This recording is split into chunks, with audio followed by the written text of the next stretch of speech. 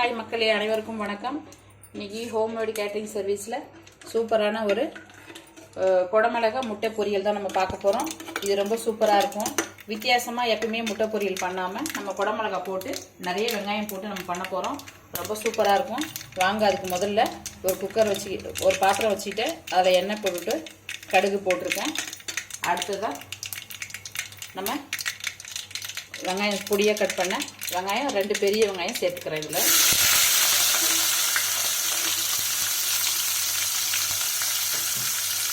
இப்போ நல்லா கலந்து கொடுத்துடலாம். வெங்காயம் நல்லா பொடியாக வதங்கி நல்லா கலக்கி வரணும். அது வரைக்கும் நல்லா வதக்கிக்கலாம். நம்ம எப்பவுமே முட்டை பொரியல் நீங்கள் வெங்காயம் பச்சை மிளகா போட்டு பெப்பர் போட்டு நீங்கள் பண்ணுவீங்க. இந்த மாதிரி நீங்கள் குடமிளகா போட்டு பண்ணி பாருங்கள். உங்களுக்கு அளவும் அதிகமாக வரும். ரெண்டாவது வெயிட் லாஸ் பண்ணுறவங்களுக்குலாம் ரொம்ப யூஸ்ஃபுல்லாக இருக்கும். அதனால் சின்ன குழந்தைங்கலேருந்து பெரியவங்க வரைக்கும் எல்லாருமே விரும்பி சாப்பிடுவாங்க. இது எப்படி பண்ணீங்கன்றதை உங்ககிட்ட கேட்டு வாங்கி சாப்பிடுவாங்க. அந்த அளவுக்கு சூப்பராகவும் இருக்கும். ரொம்ப நம்ம உடம்புக்கு ரொம்பவும் நல்லது. ஏன்னா குடமிளகா நம்ம எப்படி சேர்த்தாலும் யாருமே எடுத்துக்க மாட்டாங்க. நிறைய பேருக்கு அது பிடிக்கவும் பிடிக்காது. நீங்கள் இதை மாதிரி பண்ணி கொடுக்கும்போது கண்டிப்பாக முட்டை பொரியலோடு சேர்த்து பண்ணும்போது ரொம்ப சூப்பராக விரும்பி சாப்பிடுவாங்க. ரொம்ப சூப்பராக இருக்கும். வெங்காயம் வதங்க விட்டுருக்கும் போதே நம்ம கொஞ்சம் கருவேப்பிலை சேர்த்துக்கலாம்.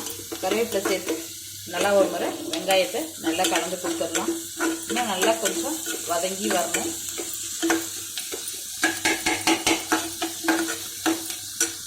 சீக்கிரம் வதங்கிறதுக்கு கொஞ்சம் கல்லுப்பு சேர்த்துக்கணும்.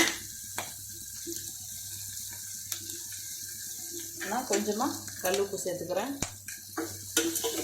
இதுக்கு மிளகாலாம் நம்ம போடக்கூடாது. இதுக்கு வெறும் நம்ம வீட்டில் இருக்கிற மசாலா ஐட்டம்ஸ் தான் நம்ம சேர்க்க போகிறோம். ரொம்ப சூப்பராக இருக்கும். சாம்பார், காரக்குழம்பு, கீரை குழம்பு, குருமா குழம்பு, ரசத்துக்கு, தயிர் சாதத்துக்கு எல்லாத்துக்குமே காமிச்சு ரொம்ப சூப்பராக இருக்கும்.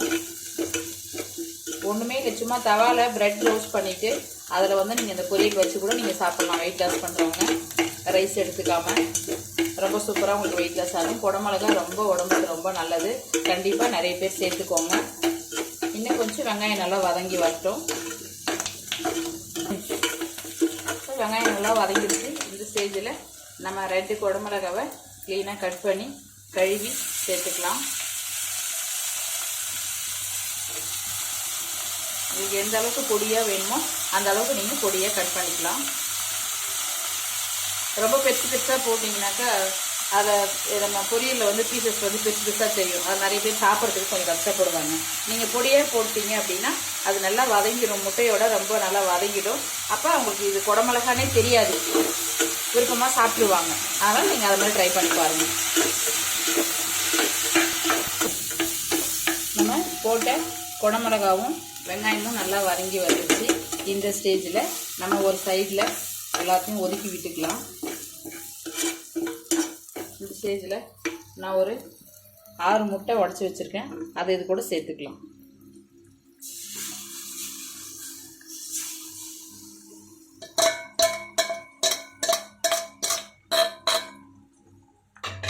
கொஞ்ச நேரம் அப்படியே இருக்கட்டும். லேசாக கலக்கி விட்டுக்கலாம்.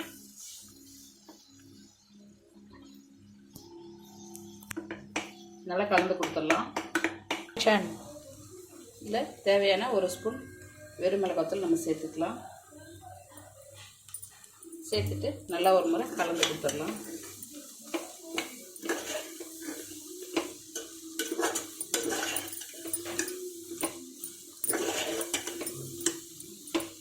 அஞ்சுலேருந்து 6 பேர் தாராளமாக சாப்பிட்லாம் நீங்கள் இது மாதிரி பண்ணிங்கனாக்கா.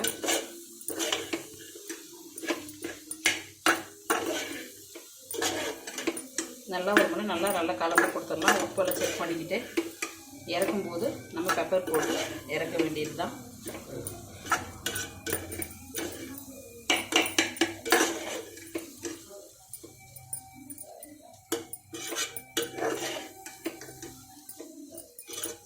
இன்னும் கொஞ்சம் நல்லா வதங்கி வரணும். முட்டை வேகட்டும்.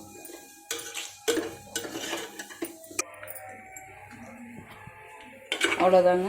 சூப்பராக மணக்க ஒரு குடமிளகா முட்டை பொரியல் ரெடி ஆயிடுச்சு.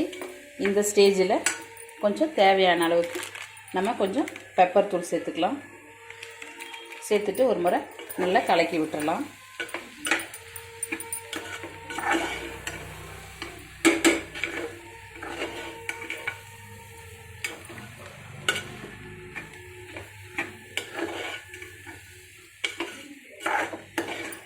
அவ்வளோதாங்க, சூப்பரான குடமிளகா முட்டை பொரியல் ரெடி ஆயிடுச்சு.